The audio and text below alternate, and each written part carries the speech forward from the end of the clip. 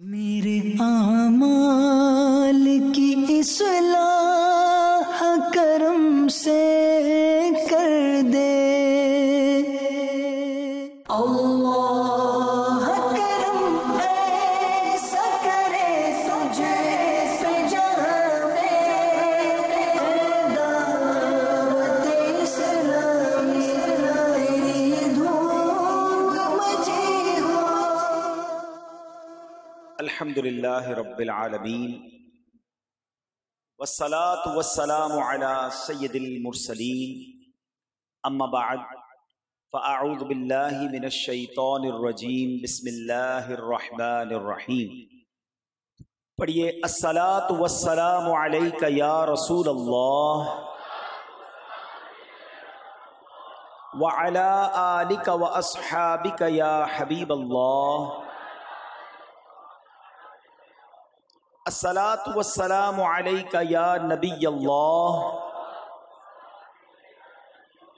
وعلی آلک واصحابک یا نور اللہ۔ میٹھے میٹھے اسلامی بھائیوں اور مدنی چینل کے ناظرین، درود پاک پڑھنے کے بے شمار فضائل و برکات ہیں۔ نبی اکرم نور مجسم کا فرمان عالی شان ہے، جس نے مجھ پر دن بھر میں 1000 مرتبہ درود پاک پڑھا، وہ اس وقت تک نہیں مرے گا جب تک جنت میں اپنی جگہ نہ دیکھ لے۔ ذرا سوچیے انعام کتنا بڑا۔ دنیا میں رہ کر تو کسی کو معلوم ہی نہیں کہ مرنے کے بعد ہوگا کیا ہمارا، مگر روزانہ 1000 بار درود پڑھنے والے کے بارے میں فرمایا کہ مرے گا نہیں جب تک جنت میں اپنی جگہ نہ دیکھ لے۔ اب فضول باتیں کرتے ہیں، اتنا سارا ٹائم لوگ ویسے ہی ضائع کرتے ہیں۔ اگر ایک مخصوص وقت کر لیں اور روز درود پڑھیں تو پڑھنے والے ہزاروں درود بھی روز پڑھ لیتے ہیں۔ اللہ مجھے بھی پڑھنے والا بنائے، آپ کو بھی بنا دے۔ آئیے مل کر محبت کے ساتھ بآواز بلند درود پاک پڑھ لے۔ صلو علی الحبیب صلی اللہ تعالی علی محمد صلی اللہ علیہ وسلم۔ آج کا جو موضوع ہے بیان کا، بے شک ہمیں ہر جمعرات کو مدنی مرکز کی طرف سے ایک موضوع عطا کیا جاتا ہے اور بڑا کمال کا وہ موضوع ہوا کرتا ہے، مگر آج اس لیے بہت کمال کا موضوع ہے کہ ہم میں سے شاید ہر کسی کو اس موضوع کی ضرورت ہے۔ ایک بڑا پرابلم ہے ہمارے معاشرے میں کہ جناب لوگ جو ہیں بڑی سستی کاہلی کا شکار ہوتے جا رہے ہیں، مایوسی کا شکار ہوتے جا رہے ہیں، ڈس ہارٹ بہت جلدی ہو جاتے ہیں اور اپنی ہمت ہار جاتے ہیں۔ آج ان تمام لوگوں کے لیے بیان ہے کہ جو اپنی ہمتوں کو بلند کرنا چاہتے ہیں، اپنے حوصلوں کو بلند کرنا چاہتے ہیں، مایوسی کی دنیا سے نکلنا چاہتے ہیں اور کچھ واقعی زندگی میں کرنا چاہتے ہیں۔ ایک بار خادم رسول حضرت انس بن مالک رضی اللہ تعالیٰ عنہ سے روایت ہے کہ ایک انصاری صحابی رضی اللہ تعالیٰ عنہ جن کے معاشی حالات بڑے کمزور تھے، وہ ایک دن سب سے سخی آقا مکی مدنی مصطفیٰ صلی اللہ علیہ وسلم کی بارگاہ بے کس پناہ میں حاضر ہوئے اور امداد کا سوال کیا۔ نبی پاک سے عرض کی کہ حضور میری مدد کی جائے، میں بہت غریب ہوں۔ یاد رکھیے کہ سخاوت جو ہے نا، یہ صرف مال بانٹنے کا کام نہیں ہے، اصل مقصد سامنے والے کی ضرورت پوری کرنا ہے۔ ہم بعض اوقات سمجھ رہے ہوتے ہیں کہ ہماری ضرورت مال ہے، مگر ایسا ہوتا نہیں ہے۔ ہماری اصل ضرورت کیا ہے، یہ دینے والا رب جانے اور بانٹنے والے مصطفیٰ جانے صلی اللہ تعالی علیہ وسلم۔ اب وہ انصاری صحابی تو یہ سمجھ رہے تھے کہ مجھے مال کی ضرورت ہے، میری مالی امداد کی جائے، لیکن نبی پاک علیہ السلام کی کیا شان ہے۔ وہ شاعر لکھتے ہیں نا، بے خبر ہو جو غلاموں سے وہ آقا کیا ہے، آقا تو دلوں کے حال جانتے ہیں۔ نبی پاک علیہ السلام نے ان کی اصل ضرورت جان لی اور فرمایا تمہارے گھر میں کوئی چیز ہے، گھر میں کیا کیا ہے تمہارے پاس؟ تو وہ کہتے ہیں ہمارے پاس حضور ایک چٹائی ہے جو ہم آدھی نیچے بچھا لیتے ہیں اور آدھی اوپر اوڑھ لیتے ہیں، اور حضور ایک پیالہ ہے ہمارے پاس جس سے ہم پانی پیتے ہیں، That's it، اور کچھ نہیں تھا۔ ایک چٹائی، ایک پیالہ۔ صحابہ کرام کی میں بات کر رہا ہوں، نبی پاک کے ساتھیوں کی بات کر رہا ہوں، یہ ان لوگوں کی بات کر رہا ہوں جن کے بارے میں ہم نعرہ لگاتے ہیں کہ ہر صحابی نبی جنتی۔ یہ جنتی لوگوں کی بات ہو رہی ہے جن کے پاس ایک چٹائی اور ایک پیالہ ہے۔ آج ہمارے پاس بہت کچھ ہے مگر پھر بھی زبان پر شکوہ ہے، شکایات ہے، کمپلینز ہے، میں پیچھے رہ گیا، وہ آگے بڑھ گیا۔ سنو، اب یہ وہی تو صحابہ تھے نا، جب پیٹ پر پتھر باندھ کر بھی غزوہ بدر میں بلایا جاتا تو بدر میں آ جاتے تھے، غزوہ احد میں بلایا جاتا وہاں آ جاتے، غزوہ تبوک میں تپتی ریت پر بلایا جاتا اس گرمی کے میدان میں وہاں بھی چلے جاتے تھے۔ کمزور، مالی طور پر کمزور تھے مگر ایمان کا جذبہ طاقتور تھا۔ آج ہم ان کی نسبت مالی طور پر تو بڑے بڑے مضبوط ہو گئے مگر ایمان کا جذبہ نہ رہا۔ اللہ اکبر۔ اب انصاری صحابی نے عرض کی حضور ایک چٹائی اور ایک پیالہ ہے۔ پیارے آقا علیہ الصلوۃ والسلام نے فرمایا دونوں چیزیں لے آؤ۔ گھر میں تھیں دو چیزیں، وہ بھی منگوا لی گئی ہیں۔ وہ صحابی گئے اور گھر سے چٹائی بھی لے آئے، پیالہ بھی لے آئے۔ نبی پاک علیہ الصلوۃ والسلام نے صحابہ سے فرمایا کون ہے جو اس چٹائی اور اس پیالے کو خریدے گا؟ اس کے گھر کا سامان نبی پاک صحابہ کرام میں سیل کر رہے ہیں، تو ایک نے کہا حضور 1 درہم میں خریدوں گا۔ پیارے آقا علیہ الصلوۃ والسلام نے فرمایا کون ہے جو اس سے زیادہ قیمت دے گا؟ ایک نے کہا حضور 2 درہم میں۔ نبی پاک نے 2 درہم میں وہ دونوں چیزیں اس صحابی کو دی اور 2 درہم لے لیے۔ اب آقا علیہ الصلوۃ والسلام نے اس کو دیے جس کے گھر سے پیالہ اور چٹائی آیا تھا، جو غریب پیسے مانگنے آیا تھا۔ نبی پاک نے فرمایا 1 درہم کا اناج خریدو، گھر والوں کو کھانے پینے کا سامان دو، اور 1 درہم سے کلاڑی لے کر آؤ اور واپس میرے پاس آنا۔ وہ گیا بازار، سامان خریدا، گھر والوں کو بھی دیا، اور 1 درہم میں کلاڑی لے کر نبی پاک علیہ الصلوۃ والسلام کی بارگاہ میں آیا۔ جب پیارے آقا کی بارگاہ میں آئے تو نبی پاک علیہ الصلوۃ والسلام نے اس کلاڑی میں اپنے مبارک ہاتھوں سے لکڑی کا دستہ لگایا۔ اب یہ بھی ایک بات سیکھنے والی ہے کہ سبحان اللہ، کیا زمانے نے ایسا منظر دیکھا ہوگا کہ امام الانبیاء ہیں، رب کے محبوب ہیں صلی اللہ علیہ وسلم، ایسا عزت، ایسا رتبہ ہونے کے باوجود اپنے غلام کے ساتھ تعلق دیکھیں کہ اس کی کلاڑی میں لکڑی کا دستہ خود لگا رہے ہیں۔ ارباب نظر کو کوئی ایسا نہ ملے گا، بندے تو بہت مل جائیں گے پر آقا نہ ملے گا۔ تاریخ اگر ڈھونڈے گی ثانی محمد، ثانی تو بڑی چیز ہے سایہ نہ ملے گا۔ یہ انٹریکشن، یہ محبت، یہ پیار، غریب ہے اس کو بتا رہے ہیں، لکڑی کا دستہ خود لگا رہے ہیں۔ تو یہاں ہم سب کو، یہ مبلغین کے لیے بھی ایک درس ہے کہ اصلاح اگر کرنی ہے، بات سمجھانی ہے تو صرف کہنے سے نہیں ہو جائے گا، کر کے دکھانا ہوتا ہے۔ کچھ لوگوں کے ساتھ کوشش مل کر کرنی ہوتی ہے۔ لوگ کہتے ہیں یار اتنے لوگوں کو نماز کی دعوت دی، کوئی آتا ہی نہیں۔ نہیں جناب، گھر جا کر بلانا پڑے گا، آپ کو محبت سے پیش آنا پڑے گا، تب کامیابی ملتی ہے۔ تو بہرحال نبی پاک علیہ الصلوۃ والسلام نے اس قوم کی تربیت کیسی فرمائی کہ صحابہ کو پھر وقت کا امام بھی تو بنا دیا نا۔ یہ انہی کی تربیت کا شاہکار ہے صحابہ کرام، حضرت ابوبکر صدیق، حضرت عثمان غنی، حضرت عمر مولا علی، اور مزید بڑے بڑے صحابہ کرام۔ یہ نبی پاک نے ایسی تربیت کی کہ وہ زمانے کے امام بنے۔ تو اگر واقعی آپ کسی کی تربیت کرنا چاہتے تو صرف کہنے سے نہیں ہوتا، وقت دینا پڑتا ہے، ساتھ اس کی تربیت کرنی پڑتی ہے، اور پھر اللہ پاک اسے ایسا کمال عطا فرماتا ہے کہ تربیت کرنے والے کی بھی آنکھیں ٹھنڈی ہوتی ہیں۔ اب نبی پاک نے وہ جو کلاڑی تھی ان کے ہاتھ میں دی، فرمایا اس سے جاؤ، جنگل میں جاؤ، لکڑیاں کاٹو اور بازار میں فروخت کرو، اور 15 دن تک مجھے نظر نہیں آنا۔ 15 دن بعد وہ صحابی آیا، پیارے آقا سے عرض کرتے ہیں حضور 10 درہم کما کر لایا۔ 1 درہم کی کلاڑی لی تھی نا، 10 درہم کما لیے۔ اب نبی پاک بہت خوش ہوئے اور فرمایا تم سوال کرو، وہ سوال کل قیامت کے دن تمہارے چہرے پر داغ بنے، تمہارا اپنے ہاتھ سے کما کر کھانا اس سے بہتر ہے۔ پریکٹیکل کر کے بتایا، مانگنے والے کو کمانے والا بنا دیا۔ اور یہ بہت سارے لوگوں کے لیے درس ہے کہ ہمیں اپنے ہاتھ سے کمانا، کسی کے آگے ہاتھ نہیں پھیلانا۔ کچھ لوگوں کی عادت سی بن جاتی ہے کہ ذرا سی کمزوری، ذرا سی مجبوری آئی اور لوگوں سے سوال کرنا شروع کر دیا۔ نہیں، اسلام میں اور اللہ کی بارگاہ میں بالخصوص ہاتھ سے کام کرنے والا، اپنی کمائی کمانے والا وہ بڑا پسندیدہ ہے۔ جو کرتے ہیں محنت مشقت زیادہ، جو کرتے ہیں محنت مشقت زیادہ، خدا ان کو دیتا ہے برکت زیادہ۔ بوجھ نہ بنے کسی پر، اور کسی کے آگے کیوں ہاتھ پھیلائیں۔ کیا خوبصورت بات شاعر لکھتے ہیں نا، کسی کا احسان کیوں اٹھائیں، کسی کو حالات کیوں بتائیں، کسی کا احسان کیوں اٹھائیں، کسی کو حالات کیوں بتائیں، تم ہی سے مانگیں گے تم ہی دو گے، تمہارے در سے ہی لو لگی ہے۔ التجا کرنی ہے تو اللہ کی بارگاہ میں کریں نا، اللہ کے حبیب علیہ الصلوۃ والسلام کی طرف لو لگائیں، دنیا والوں کے آگے نہیں جانا۔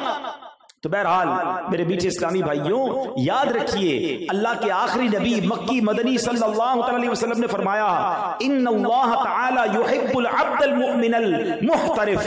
سنیے، فرمایا بے شک اللہ پاک طلب معاش میں تکلیف اٹھانے والے مومن کو پسند فرماتا۔ ہاں، کچھ لوگ یہ سمجھتے ہیں کام کاج کرنا دین سے دوری ہے، نہیں، اگر حلال کما رہا ہے اور اس لیے روزی کما رہا ہے کہ کسی کے آگے ہاتھ نہ پھیلانا پڑے، یہ بھی عبادت ہے۔ بلکہ ایک بار نبی پاک علیہ السلام صحابہ کرام کے ساتھ تشریف فرما تھے، ایک نوجوان گزرا اور بڑی اپنے کام کاج میں بیزی تھا، تو کسی صحابی نے کہا کہ حضور کاش یہ بھی اللہ کی راہ میں، حدیث کا خلاصہ ہے۔ تو نبی پاک علیہ السلام نے فرمایا اگر یہ اس لیے روزی کمانے نکلا ہے نا کہ اپنے بچوں کو بھوک سے بچائے، یا کسی کے آگے ہاتھ نہ پھیلائے، یا اپنے والدین کے ساتھ خیر خواہی کرے، تو فرمایا یہ اس کا چلنا پھرنا بھی اللہ کی راہ میں ہی ہے۔ ہاں، اگر یہ اس لیے کر رہا ہے کہ لوگوں پر اپنی بڑائی، اپنا تکبر، اپنی فخر کرے، جناب پیسے والا اس لیے ہوں کہ لوگوں غریب لوگوں کو دباؤں، تو فرمایا اب یہ شیطان کی راہ ہے۔ تو مبارک ان لوگوں کو جو اپنے ہاتھ سے کام کرتے ہیں، مزدوری کرتے ہیں، یا جو بھی جاب کرتے ہیں، حلال اگر کماتے ہیں، محنت مزدوری کرتے ہیں، تو اللہ کو بڑا پسند ہے۔ بلکہ اس طرح کی روایتیں بھی ملتی ہیں کہ جو بندہ کام کاج سے تھک کر رزق حلال کے لیے کوشش کر کے تھک کر شام کرتا ہے، وہ ایسا ہے کہ وہ مغفرت یافتہ ہو کر شام کرتا ہے۔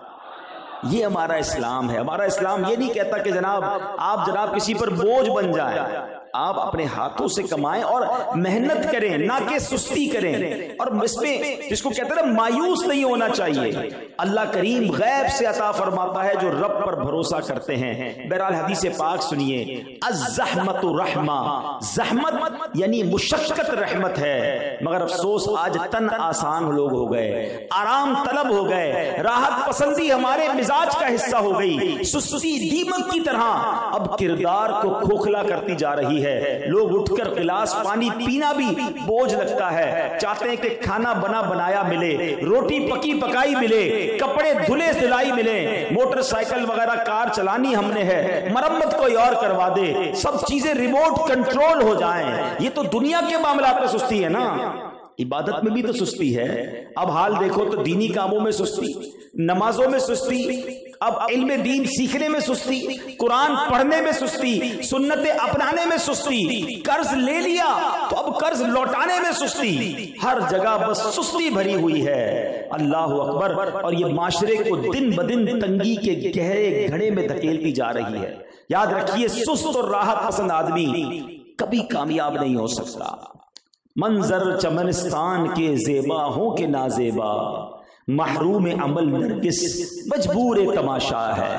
جو کوشش کرتا ہے نا وہ منظر کو بدل سکتا ہے۔ تو بہرحال میرے میٹھے اسلامی بھائیوں، اللہ تبارک و تعالی قرآن مجید فرقان حمید میں ہماری رہنمائی فرماتا ہے۔ آج دیکھیں نمازوں کے اوقات میں بھی لوگ سستی کا مظاہرہ کرتے نظر آتے ہیں، حالانکہ اگر اسلام کو دیکھیں تو کتنا ڈسپلن کا درس دیتا ہے۔ لوگ کہتے ہیں ٹائم مینجمنٹ ہونی چاہیے، ٹائم کی پابندی ہونی چاہیے۔ ارے آؤ میرے سامنے، میں آپ کو بتاتا ہوں کہ دنیا میں جتنی شاندار ٹائم کی پابندی اسلام سکھاتا ہے، ارے جب وقت ہوتا ہے تو اذان ہوتی ہے، جماعت کا وقت ہوتا ہے تو جماعت کھڑی ہو جاتی ہے۔ میں نے دنیا کے کئی ملکوں کا سفر کیا ہے، لوگ مثالیں دیتے ہیں، جناب فلاں ملک کی ٹرینیں 1 منٹ بھی لیٹ نہیں ہوتی ہیں، فلائٹیں بالکل ٹائم پہ جاتی ہیں، لوگ بڑے ٹائم کے پابند ہیں، ہمارے وطن میں لوگ پابند نہیں ہیں۔ ارے تمہیں غیر مسلموں کے ٹائم کو دیکھ کر ٹائم کی اہمیت کا اندازہ ہوتا ہے۔ آؤ میں بتاتا ہوں ہمارا اسلام۔ آج دنیا میں ہزاروں لاکھوں مسجدیں ہیں، بارش ہو، طوفان ہو، سیلاب آ جائے، جب اذان کا وقت ہوتا ہے مؤذن اذان دیتا ہے، اللہ اکبر اللہ اکبر۔ بتائیں کون سی مسجد ہے جو جماعت لیٹ ہوتی ہے؟ ارے دنیا کے بڑے بڑے سسٹم لوگوں نے بنائے، ہمیں پتا ہے جناب، کئی بار ایسا ہوتا ہے جہاز میں بیٹھ جاتے ہیں، موسم خراب ہے، جہاز نہیں اڑ سکے گا، ٹرین میں فلاں پرابلم ہو گیا ہے، ہماری مسجد میں جماعت ٹائم سے کھڑی ہو جاتی ہے۔ جب افطار کا وقت ہوتا ہے، لاکھوں مسلمان نہ ایک منٹ پہلے روزہ افطار کرتے ہیں۔ یہ کیسا اسلام کا ٹائم مینجمنٹ کا درس ہے کہ جب وقت ہوتا ہے مسلمان اپنا روزہ افطار کرتے ہیں، سحری کا وقت ہوتا ہے، ایک منٹ پہلے تک تو کھا رہے ہوتے ہیں، مگر جیسے ہی وقت ختم ہوتا ہے کروڑوں ہاتھ رک جاتے ہیں۔ یہ کیسا شاندار ٹائم مینجمنٹ ہے۔ مسئلہ یہ ہے اسلام تو ٹائم مینجمنٹ سکھاتا ہے، مگر ہم نے اپنی زندگی میں ٹائم مینجمنٹ نہیں سیکھی، ہم نے وقت کا استعمال اور ڈسپلن نہیں سیکھا۔ حالانکہ قرآن فرماتا ہے، اللہ تبارک و تعالیٰ پارہ نمبر 5 سورہ نساء آیت نمبر 103 میں ارشاد فرماتا ہے، 103 نمبر آیت ہے، بسم اللہ الرحمن الرحیم، ان الصلاة كانت على المؤمنین کتابا موقوتا۔ ترجمہ کنز ایمان، بے شک نماز مسلمانوں پر وقت باندھا ہوا فرض ہے۔ معلوم ہوا کہ ہر نماز کا ایک خاص وقت مقرر ہے جس کا خیال رکھنا لازمی اور ضروری ہے۔ جو لوگ وقت کا خیال نہیں رکھتے، سستی اختیار کرتے ہیں، غور کریں کہ پھر وہ اللہ کی بارگاہ میں کیسے جواب دیں گے۔ اور جن لوگوں کی سستی کی عادت ہے، قرآن ان کے بارے میں کیا فرماتا ہے؟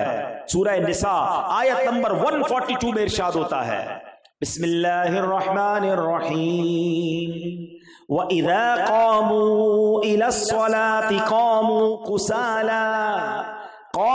كُسَالَى يُرَاءُونَ النَّاسَ۔ ترجمہ کنز ایمان، اور جب نماز کو کھڑے ہوں تو ہارے جی سے لوگوں کا دکھاوا کرتے ہیں۔ اب اس آیت کے تحت تفسیر قرآن صراط الجنان دوسری جلد کے صفحہ نمبر 335 پر کیا لکھا ہے؟ منافقوں کی علامت یہ ہے کہ جب مومنین کے ساتھ نماز کے لیے کھڑے ہوتے ہیں تو مرے دل اور سستی کے ساتھ کھڑے ہوتے ہیں، کیونکہ ان کے دلوں میں ایمان تو ہے نہیں جس سے عبادت کا ذوق اور بندگی کا لطف انہیں حاصل ہو سکے، محض لوگوں کو دکھانے کے لیے نماز پڑھتے ہیں۔ اس سے معلوم ہوا کہ نماز میں سستی کرنا منافقوں کی علامت ہے۔ نماز نہ پڑھنا یا صرف لوگوں کے سامنے پڑھنا، جبکہ تنہائی میں نہ پڑھنا، یا لوگوں کے سامنے خشوع و خضوع سے اور تنہائی میں جلدی جلدی پڑھنا، یا نماز میں ادھر ادھر خیال لے جانا، دل جمعی کے لیے کوشش نہ کرنا وغیرہ، سب سستی کی علامتیں ہیں۔ اب غور کریں، ایسے بھی لوگ ہوتے ہیں اول تو نماز نہیں پڑھتے ہیں تو سستی کے ساتھ، کھڑے ہوتے تو مرے دل کے ساتھ۔ فرمایا یہ منافقین کی نشانی۔ اللہ پاک اپنی بارگاہ میں حاضری کا شرف بھی دے اور خشوع و خضوع کے ساتھ دے۔ آپ پتہ ہے نماز میں ہم کس کی بارگاہ میں جاتے ہیں؟ اللہ کی بارگاہ میں۔ آپ کو کوئی بڑا منسٹر بلائے، کوئی بڑا افسر بلائے، کوئی بڑی جگہ پر جانا ہو تو کیسی تیاری ہوتی ہے؟ ارے یار فلاں نے بلایا ہے، ہاں اس سے ملاقات ہے، کبھی اس کے پاس جا کر کبھی ادھر دیکھنا ادھر دیکھنا، خیال کہیں اور نہیں ہوتا، فوکس ہوتا ہے کہ یار آج اپنی فائل پیش کروں گا، مسئلہ حل کرواؤں گا۔ اللہ کی بارگاہ میں آتے ہو دھیان کہیں اور ہوتا ہے۔ اچھا پھر مسجد میں آنے کا حال بھی بڑا برا ہے، کام کاج سے اٹھے جیسے کپڑے ویسے آ گئے، منہ سے بدبو آ رہی، پسینہ نکل رہا ہے۔ اللہ کے گھر میں اس طرح آتا ہے کوئی؟ اچھا ہم کبھی دعوت میں جاتے ہیں، کپڑے تیار کر کے خوشبو لگا کر، گھر والوں کو بھی کہتے ہیں فلاں کپڑے نکالنا بھائی، فلاں جگہ پر بڑی دعوت میں جانا ہے۔ دنیا والوں کے پاس جاؤ تو تیار ہو کر، اللہ کی بارگاہ میں مسجد میں اللہ کے گھر میں آؤ تو جیسی حالت ہے ویسی آ جائے۔ نہیں میرے پیچھے اسلامی بھائی، مسجد کا اکرام کریں، مسجد کی عزت کریں، اور یاد رکھیے جو نماز کی تعظیم کرتا ہے، خوشبو لگاتا ہے، صاف کپڑے پہنتا ہے، اللہ کی بارگاہ میں اچھے طریقے سے حاضری دیتا ہے، پھر رب کریم بھی اسے خوب نوازتا ہے۔ تو مسجد کا ادب کریں، مسجد کو آرڈنری نہ سمجھیں۔ مسجد میں ایک تنکا جو کچرے کا گراتا ہے نا، وہ ایسے ہی مسجد کو تکلیف ہوتی ہے جیسے اگر ہماری آنکھ میں کوئی تنکا گرا دے۔ مگر یہاں لوگ مسجدوں میں فضول باتیں کرتے ہیں، شور شرابہ کرتے ہیں، ہنسی مذاق کرتے ہیں، نہ کریں ایسا۔ مسجد میں ہنسنا قبر میں اندھیرا لاتا ہے۔ مسجد میں تو ہم قبر روشن کرنے آتے ہیں نا، مسجد میں فضول بات نیکیوں کو اس طرح کھا جاتی ہے، روایت کا مضمون ہے جس طرح آگ لکڑی کو کھا جاتی ہے۔ تو پتہ چلا مسجد میں آئے تو نیکیاں کمانے تھے، فضول باتیں کی تو نیکیاں بھی چلی گئیں، ہنسی مذاق کیا تو قبر بھی اللہ نہ کرے تاریک نہ ہو جائے۔ تو بہرحال اللہ کرے کہ ہم نماز کی سستی دور کریں اور نیت کریں کہ انشاءاللہ آج کے بعد ہماری کوئی نماز قضا نہیں ہوگی، اور نماز کو سعادت سمجھیں۔ ہاں، مسجد جن کے پاس ہے نا، اس میں آنا سعادت سمجھو، یہ نہ کہو کہ میں مسجد نہیں جاتا، اگر نہیں جاتے تو توبہ کرو کہ تمہیں بلایا نہیں جاتا۔ کبھی کسی کے گھر بغیر اجازت جا سکتے ہیں؟ دروازہ کھٹکھٹائیں، بھائی آپ کے گھر میں آنا چاہتا ہوں، کہے گا بھائی کون ہے، میں تو نہیں جانتا۔ جب آپ کے میرے گھر میں کوئی بغیر اجازت نہیں آ سکتا تو اللہ کے گھر میں کیسے آ سکتا ہے؟ ارے جنہیں بلایا جاتا ہے وہی آتے ہیں، مبارک ہو انہیں جو 5 وقت مسجد میں آ کر جماعت سے نماز پڑھتے ہیں، اور جو نہیں آتے وہ افسوس کریں کہ انہیں بلایا نہیں جا رہا۔ میں ایک واقعہ کئی بار اپنے بیانات میں سنا چکا ہوں۔ ہمارے ایک دوست تھے، ان کے غالباً ماموں جانتے، امریکہ سے آئے تھے، تو ان کے گھر کے قریب ایک مسجد تھی، گھر میں بیٹھے تھے، بات چیت ہو رہی تھی، تو اذان ہوئی ظہر کی، تو ظہر کی جماعت سے نماز پڑھنے گئے، واپس آئے تو تھوڑی دیر بعد پوچھتے کہ بیٹا اب عصر کی جماعت کب ہوگی؟ کہ ماموں جان ابھی تو بڑی دیر ہے۔ پھر تھوڑی دیر ہوئی تو کہتے ہیں اب تو جماعت کا وقت قریب ہے۔ کہ نہیں ماموں جان ابھی تو آدھا پونا گھنٹہ باقی ہے۔ وہ چلے گئے، وضو وغیرہ کر کے آ گئے، جیسی اذان ہوئی پھر چلے گئے، عصر پڑھ کے آیا۔ کہا بیٹا مغرب میں کتنی دیر ہے؟ کہ ماموں جان آپ کو کیا ہو گیا، آپ ہر ایک نماز کے بعد دوسری نماز کی فکر شروع کر دیتے ہیں۔ تو اس بندے نے بڑی کمال کی بات کی، کہتا ہے بیٹا تمہیں کیا معلوم مسجد کیا ہے؟ ہم امریکہ میں رہتے ہیں، ہمیں میلوں دور مسجد کی آواز بھی نہیں آتی ہے، تمہاری گلی میں مسجدیں ہیں، اللہ کا نام تمہیں سنائی دیتا ہے، اور جا کر جماعت سے میں نماز پڑھتا ہوں، مجھے بڑا سکون ملتا ہے۔ تو اگر جن کے پاس مسجدیں ہیں انہیں وہ شکر ادا کریں۔ آپ کو پتہ ہے the best part on earth، زمین پر اللہ کے نزدیک سب سے بہترین ٹکڑا کیا ہے؟ زمین پر اللہ کے نزدیک زمین کا بہترین ٹکڑا مسجد ہے۔ تو جہاں مسجد ہوتی ہے وہاں رحمتوں کا نزول ہوتا ہے۔ کر جوانی میں عبادت کاہلی اچھی نہیں، جب بڑھاپا آ گیا پھر بات بن پڑتی نہیں، ہے بڑھاپا بھی غنیمت جب جوانی ہو چکی، یہ بڑھاپا بھی نہ ہوگا موت جس دم آ گئی۔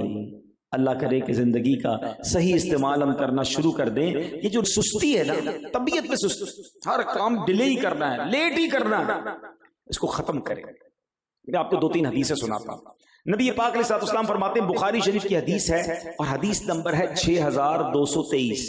اللہ کے حبیب فرماتے ہیں ان اللہ یحب العطاس ویکرہ التثاؤب، فرمایا کہ بے شک اللہ پاک چھینک کو پسند فرماتا ہے اور جماہی کو ناپسند فرماتا ہے۔ اچھا، اس کی تحت علماء نے کیا لکھا؟ علامہ عبدالرؤف مناوی رحمۃ اللہ تعالی علیہ اس کی وجہ بیان کرتے ہیں، فرماتے ہیں جماہی زیادہ کھانے سے ہوتی ہے اور یہ سستی کی علامت ہے، اس لیے اللہ پاک اس کو ناپسند فرماتا ہے۔ معلوم ہوا کہ اللہ اور اس کے پیارے حبیب صلی اللہ علیہ وسلم سستی کی علامات کو بھی پسند نہیں فرماتے۔ انسان چست ہونا چاہیے، ایکٹیو۔ ایک اور حدیث پاک سنیں، مدینے کے تاجدار صلی اللہ علیہ وسلم نے فرمایا کہ مجھے اپنی امت کے متعلق 4 چیزوں سے خوف کا اظہار کیا۔ پیارے آقا علیہ السلام نے اپنی امت کے متعلق 4 چیزوں سے متعلق خوف کا اظہار کیا۔ فرمایا اخشا ما خشیت علی امتی، مجھے اپنی امت کے معاملے میں جن باتوں کا زیادہ خوف ہے وہ یہ ہیں۔ نمبر 1 کبر البطن، پیٹ کا بڑا ہونا۔ یہ قدرتی طور پر موٹاپے کو برا نہیں کہا گیا، بلکہ کھانا کھا کھا کے جو اپنی صحت کو بڑھا دیتے ہیں اور سست ہو جاتے ہیں، فرمایا اس پر نبی پاک نے اسے ناپسند فرمایا۔ خوف فرمایا مداومۃ النوم، زیادہ سونا، الکسل سستی، وضعف الیقین، اور یقین کی کمزوری۔ یہ 4 چیزوں کے بارے میں نبی پاک علیہ الصلوۃ والسلام فرماتے ہیں مجھے اپنی امت پر خوف ہے کہ یہ 4 چیزوں میں مبتلا نہ ہو جائے۔ اب یہ بتائیں کتنا حال ایسا برا ہو گیا۔ زندگی کا مقصد ہی کھانا پینا ہونا کیا چاہیے کہ جینے کے لیے کھانا چاہیے، مگر کچھ لوگ وہ ہیں جو کھانے کے لیے جی رہے ہیں، بس صبح و شام ایک ہی کام، سوچنا بھی یہی ہے۔ نہیں جناب، اگر واقعی زندگی مضبوط گزارنی ہے نا، صحت مند گزارنی ہے، تو کلام کریں، قلیل طعام کریں اور قلیل منام کریں، کم سوئیں، کم کھائیں اور کم بولیں، آپ زندگی پرسکون کر دیں گے۔ لیکن ان تینوں چیزوں میں ہم آگے ہیں۔ بولنا بھی اتنا ہے کہ چپ نہیں ہونا، کھانا اتنا ہے کہ جناب اپنی صحت کا بیڑا غرق کر لیا، اور سوتے تو پھر اٹھتے نہیں ہیں۔ ایسا نہ کریں. تھوڑی سی زندگی ہے. آپ نے دیکھیں کچھ بڑے بڑے علماء کے بارے میں آپ پڑھتے ہیں, مفتیان کرام کے بارے میں پڑھتے ہیں, کتنی کتابیں لکھ لی, کتنی حدیثیں یاد کر لی, لاکھوں حدیثیں یاد تھی. دنیاوی لوگوں کو دیکھیں تو بڑی بڑی ایجادات لوگوں نے کر لی, اتنا بڑا کام دنیا میں کر لیا. کیسے کر لیا؟ ہمارا دن 24 گھنٹے کا, ان کا دن 48 گھنٹے کا تھا. ان کے پاس بھی وہی 24 گھنٹے ہیں. ہاں, ان کے پاس بھی وہی 60-70 سال کی ایوریج لائف تھی. وہ 300-400 سال زندہ نہیں رہے دنیا میں. مگر اتنا بڑا کام کیسے کر گئے؟ انہوں نے زندگی کو استعمال کیا, اپنے گھنٹوں کو صحیح استعمال کیا, اپنے ٹائم کو صحیح مینج کیا, ہماری طرف فضول ٹائم نہیں گزارا. اور ایک جملہ یاد کر لو میرے نوجوانوں بیٹھے یہاں پر, کس دسترخوان پر ہی صحت بنتی ہے, دسترخوان پر ہی صحت بگڑتی ہے. آپ کی مرضی ہے کہ آپ کھانے کے دسترخوان پر بیٹھ کر صحت بگاڑ لیں یا صحت بنا لیں. اگر آپ سلیکٹڈ صحیح طریقے سے خوراک لیں گے آپ دیر تک چلتے رہیں گے, آپ بیماریوں سے بچے رہیں گے. لیکن ہر چیز ہی کھانا ہے اور بے تحاشا کھانا ہے, تھوڑے عرصے کے بعد پھر اللہ نہ کرے کوئی کہے گا آپ کو شوگر ہو گیا, بلڈ پریشر ہو گیا, کولیسٹرول ہو گیا, اللہ نہ کرے فالج کے اٹیک ہو جاتے ہیں اور لوگ بیچارے پھر کسی کام کے نہیں رہتے. اگر زندگی میں بہت دیر تک بڑھاپے کو بھی صحت مند گزارنا ہے نا تو اپنے کھانے پر توجہ دیں, تھوڑا تھوڑا کھائیں, بہت زیادہ نہیں. تو بہرحال ایک اور حدیث پاک سنیں, نبی پاک علیہ الصلوۃ والسلام فرماتے ہیں الصبر نصف الایمان, صبر آدھا ایمان ہے. اب اس حدیث کے تحت علماء لکھتے ہیں ایمان دل کے یقین کا نام ہے اور اس ایمان کے بہت تقاضے ہیں. نماز ایمان کا تقاضا ہے, زکوٰۃ ایمان کا تقاضا ہے, حج ایمان کا تقاضا ہے, نیکی کی دعوت دینا ایمان کا تقاضا ہے, برائی سے منع کرنا ایمان کا تقاضا ہے, خیر خواہی کرنا ایمان کا تقاضا ہے. اور دو چیزیں ایمان کے تقاضے سے بندے کو روکتی ہیں, سستی اور نفس کی خواہش. چونکہ صبر سستی اور نفس کی خواہش کو دبا کر ایمان کے تقاضوں پر عمل کرنے کا درس دیتا ہے. اس لیے حدیث میں فرمایا کہ صبر آدھا ایمان ہے. جس کو صبر مل گیا کہ ہر چیز میں نے نہیں کرنی ہے, نفس کی ہر بات نہیں ماننی ہے, اللہ کی بات ماننی ہے, تو پھر انشاءاللہ جب یہ صبر آ جائے گا تو فرمایا صبر آدھا ایمان ہے. تو اے میرے بیٹے اسلامی بھائیوں, ہمیں اپنے اندر یہ چیک کرنا ہے. ہاں, کچھ لوگوں کو طبعی طور پہ بھی پرابلم ہوتی, ڈاکٹر کو دکھانا چاہیے. اگر ہر بات میں سستی ہے, کام کرنے کو جی نہیں چاہ رہا, تو آپ ڈاکٹر کو چیک کروائیں. ہو سکتا ہے کوئی پرابلم تو نہیں آپ کو, لیکن آپ دیکھیں جو جتنا مصروف ہوتا ہے نا وہ اتنا ایکٹیو ہوتا ہے, جو جتنا فارغ ہوتا ہے وہ اتنا آپ کو سست ملے گا. اس کا مطلب کیا ہوا کہ آپ جب کام کرتے ہیں نا, مصروف ہوتے ہیں, تو آپ کا جسم بھی ایکٹیو ہوتا چلا جاتا ہے. بڑا پیارا جملہ حکما کہتے ہیں کہ اگر آپ اپنے آپ کو تھکن سے بچانا چاہتے ہیں تو اپنے آپ کو تھکا دو, تھکن کو تھکا دو. تو وہ کیسے؟ ایک بندہ 20 منٹ دوڑ کے تھک جاتا ہے اور کوئی ہوتا ہے تو گھنٹوں دوڑتا رہتا ہے, نہیں تھکتا. تو اس کا مطلب کیا ہوا؟ اس نے 20 منٹ دوڑ کر چھوڑ نہیں دیا, وہ کوشش کرتا رہا, اس کا بدن عادی ہو گیا اور وہ جناب اپنے بدن کو اس نے ایکٹیو کر دیا. بالکل اسی طرح اگر آپ عبادتوں میں تھک جاتے ہیں, قرآن پڑھنے میں نیند آتی ہے, علم دین سیکھنے کا جی نہیں چاہتا, تو جناب اپنے آپ سے مقابلہ کریں نا. مرد تو وہ ہوتا ہے جو ہار نہیں مانتا. آپ مقابلہ کریں اپنے آپ سے. نفس کہتا ہے فرض نہیں پڑھنے, آپ کہیں فرض بھی پڑھوں گا, سنتیں بھی پڑھوں گا, سنتوں کی عادت ہو جائے اب نفل بھی پڑھوں گا. لیکن کچھ لوگ صرف نیتیں ہی کرتے رہ جاتے ہیں. وہ ایک بندے نے سگریٹ جو ہے اپنی عادت سے بڑا تنگ آیا ہوا تھا, کہتا ہے یار یہ سگریٹ چھوٹتی نہیں ہے, تو اس نے فیس بک پہ تصویر لگائی سگریٹ پیتے ہوئے کہ یہ لاسٹ ہے. دوسرے دن پھر تصویر لگائی, اب یہ والی لاسٹ ہے. وہ لاسٹ ون آئی نہیں رہی, روز تصویریں لگا رہا ہے کیونکہ صبر تو آتا نہیں. لاسٹ ون کہنا چھوڑ دیں, دی اینڈ کر دیں. برے کاموں کو ایک بار ختم کرنا ہوگا اور آج ہی کر دیں, تب ہمت کرنی ہے نا. ہمت مردہ مدد خدا. آپ کو اپنے آپ سے مقابلہ. کچھ لوگ یہ کہتے ہیں کہ بس یار اگلے جمعے سے نماز شروع کر دو, ہاں رمضان آنے دیں اس کے بعد پکا نمازی بن جاؤں گا. ارے بھائی داڑھی کب رکھو گے؟ مدینہ دیکھ لوں ایک بار, بس حج کر لوں پھر داڑھی والا بن جاؤں گا. یہ شیطان کا وار ہے. مجھے بتائیں نا آپ میں سے کس کے پاس گارنٹی ہے کہ آپ اگلے جمعے تک زندہ رہیں گے؟ ابھی فیصلہ ابھی کرنا ہوگا.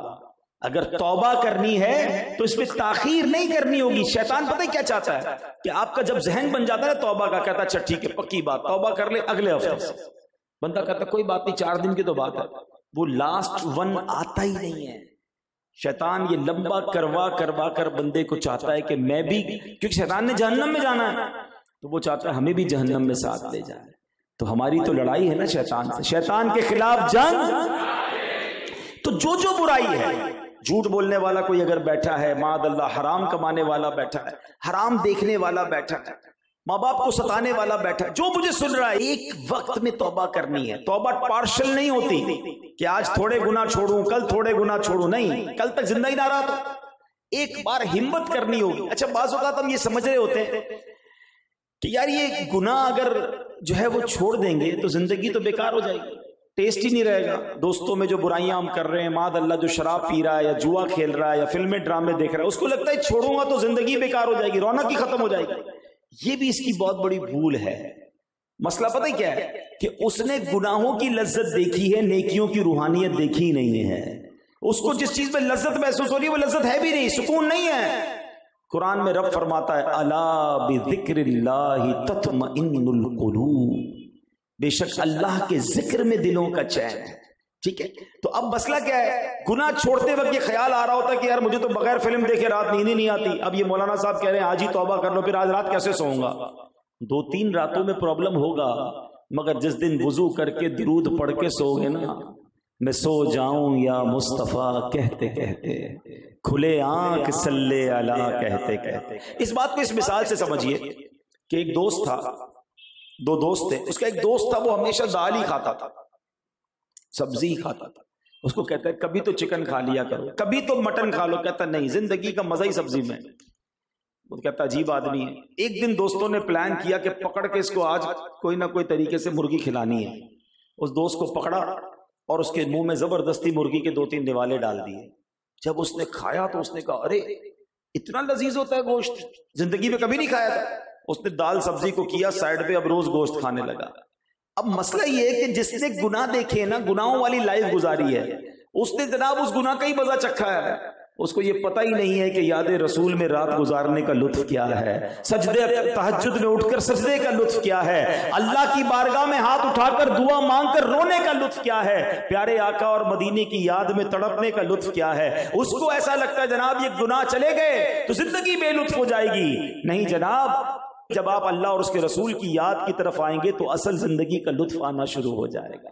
تو بس ہمیں آج اس گناہ کی جو توبہ ہے، توبہ کی سستی کو بھی دور کرنا ہے اور اپنے اندر چستی لانی ہے. بہرحال اللہ کرے کہ یہ ذہن بن جائے کہ ہم نے دنیا سے جانا ہے. کچھ لوگ ملتے ہیں، ہم پوچھتے کیا کرتے ہیں، کچھ بھی نہیں، ٹائم پاس کر رہا ہوں. مسلمان کیسے ٹائم پاس کر سکتا ہے بھائی؟ اس نے اسی زندگی کے اندر آخرت کی تیاری کرنی ہے. اور اللہ پاک نے نیکیاں کمانا بڑا آسان رکھا ہے. اگر جس کا ذہن بن جائے نا تو وہ روزانہ بہت ساری نیکیاں کما سکتا ہے. اور آپ کو پتہ ہے جب قیامت کا دن ہوگا، آقا علیہ السلام کی حدیث پاک میں جس کا مضمون ہے کہ مرنے کے بعد نیک لوگ بھی پچھتائیں گے، گناہ گار بھی پچھتائیں گے. عرض کی کہ حضور گناہ گار پچھتائیں گے، یہ تو سمجھ آتا ہے، گناہ کیے ہوں گے، نیک کیوں پچھتائیں گے؟ ارشاد ہوتا ہے نیک اس لیے پچھتائیں گے کہ انہیں یہ احساس ہوگا کہ جو ہم نے فضول وقت ضائع کیا تھا، اگر اس وقت بھی اللہ رسول کا ذکر کر لیتے تو اور نیکیاں کماتے. آپ کو پتہ ہے قیامت کے دن کیا ہوگا؟ جب اعمال نامے تولے جائیں گے نا تو بیٹا باپ کے پاس آئے گا، ماں کے پاس آئے گا کہ ماں میرے اعمال نامے تولے جا رہے، ایک نیکی کم پڑ گئی ہے، ماں مجھے ایک نیکی دے دے. مگر ماں کہے گی بیٹا آج میں تیری کوئی مدد نہیں کر سکتی. باپ بیٹے سے کہے گا بیٹا میرا ایک گناہ لے لے تاکہ کچھ گناہ کم ہو تو میرا اعمال نامہ جو تولا جا رہا ہے وہ لیول گناہ کا کم ہو جائے.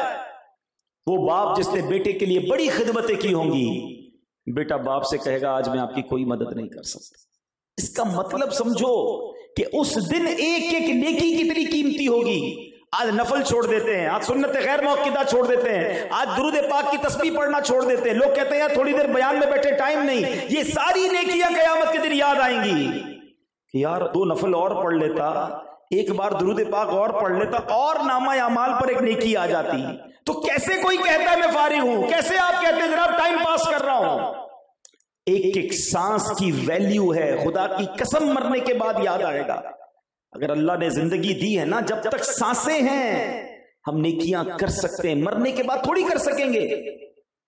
دعوت اسلامی کے مدنی ماحول میں آپ دیکھیں کتنا پیارا شیڈیول ہمیں دیا جاتا ہے. اگر اس پر عمل کرنے والے بن جائیں نا، عاشقان رسول اٹھتے ہیں اور تہجد پڑھتے ہیں، فجر کے لیے جگانے جاتے ہیں، لوگوں کو نماز کے لیے بلاتے ہیں، فجر با جماعت ادا کرتے ہیں، اس کے بعد تفسیر قرآن سنتے ہیں، اشراق و چاش پڑھتے ہیں، کچھ آرام کر کے کام کاج پر جاتے ہیں، ظہر کے وقت پھر مسجد میں، عصر کے وقت پھر مسجد میں، مغرب پھر مسجد میں، عشاء پھر مسجد میں، عشاء کے بعد پھر مدرسۃ المدینہ بالغان ہے، کچھ درس میں بیٹھنا ہے، پھر جناب گھر والوں کو وقت دینا ہے، اللہ جنہیں نصیب کرے وضو کر کے صلاۃ التوبہ پڑھ کے پھر سو جانا ہے. سبحان اللہ. اب یہ بتائیے دن کا کتنا شاندار استعمال ہے. اگر ٹائم ہے تو تلاوت کیوں نہیں کرتے؟ ٹائم ہے تو درود کیوں نہیں پڑھتے؟ ارے 7-8 منٹ میں سورہ یاسین کی تلاوت کی جا سکتی ہے. جس کے پاس 8 منٹ ہیں وہ پورے 10 قرآن کا ثواب کما سکتا ہے. حدیث میں مضمون ہے نا، سورہ یاسین پڑھنے والے کو 10 قرآن پاک کا ثواب ملتا ہے. ایسے کئی 8-8 منٹ جناب گپ شپ میں گزر رہے ہیں، فضول باتوں میں گزر رہے ہیں. ہوٹل پر چائے پینے جاتے تو کھڑے ہی نہیں ہوتے کیونکہ ٹائم ہی ٹائم ہے. دوستوں میں بیٹھے تو جناب ساری رات گزار دی. اس رات میں کیا کیا؟ معاذ اللہ کتنوں کی غیبتیں ہو رہی ہیں، کتنوں کی برائیاں بیان ہو رہی ہیں، فحش باتیں ہو رہی ہیں. نہ کریں میرے میٹھے اسلامی، یوں وقت ضائع نہ کریں. ایک ایک سانس قیمتی ہے اور مرنے کے بعد یہ یاد آئے گا.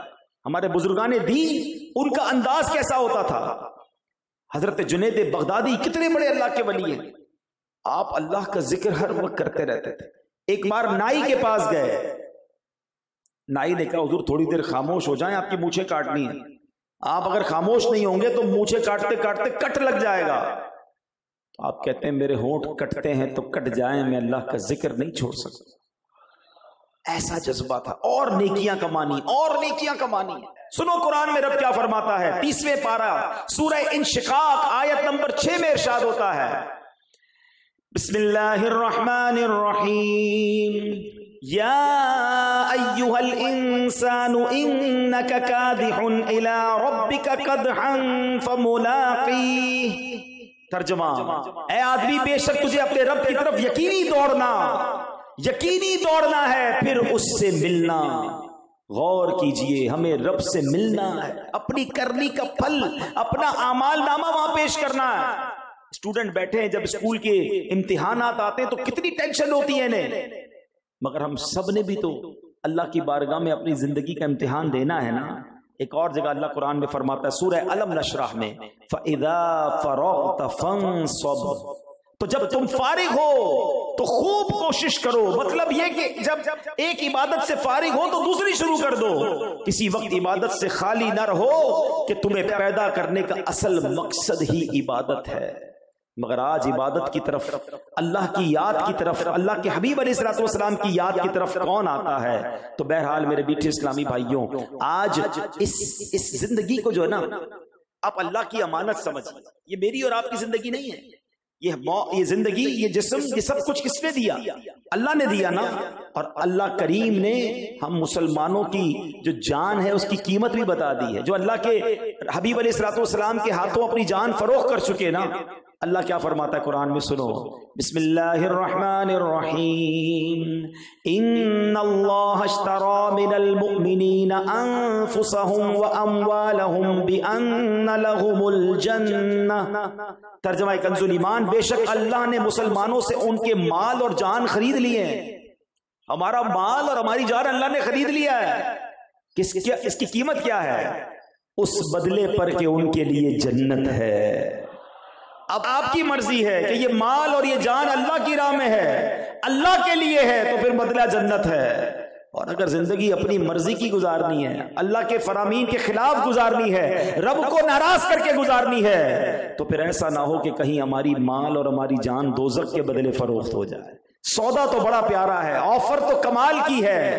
اللہ کرے کہ جو اس آفر کو قبول کر لے کہ مولا آمنا و صدقنا لبیک، اے اللہ ہم حاضر ہیں. جب تو ہماری مال اور ہماری جان کے بدلے میں جنت دے رہا ہے تو اب مال بھی تیرے نام پر اور جان بھی تیرے نام پر.